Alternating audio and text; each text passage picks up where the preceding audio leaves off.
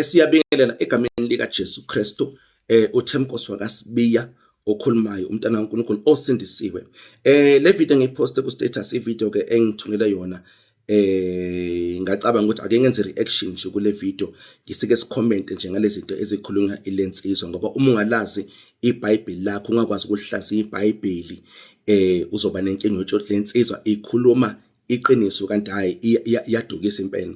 Number 1, opening statement uthi iBhayibheli alixabene nedlozi. Umathi iBhayibheli usho ukuthi uNkulunkulu lo owembuliwe eBhayibhelini akaxabene nedlozi. But ke kukhona izinto eziningi angazisho, akabheki onke amavesi akhuluma ngedlozi, akathintanga nevesi elilodwa elikhuluma ngedlozi. Uthathe nje igameko ezimbalwa ukhomenta ngazo, nakhona futhi akasitoleki ngendlela ekiyo. For example, uLeviticus chapter 20 verse 6, Leviticus chapter 20 verse 6 ufunda kanje: nalowo muntu ophendukela kwabanamadlozi nakubathakathi ukuya kubo ukuba aphinge, ngiyakubeka ubuso bami bumelane nalowo muntu, ngimnqume kubantu bakubo.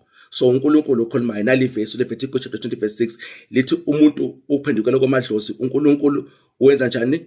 Lithi uyomnquma kubantu bakubo. Number 1, lithi uNkulunkulu uyomelana naye. Number 2, lokho uNkulunkulu ukubiza ngokuphinga, ngoba uma edlozini kusuke uya komunye uNkulunkulu, so akayithindi lonto leyo.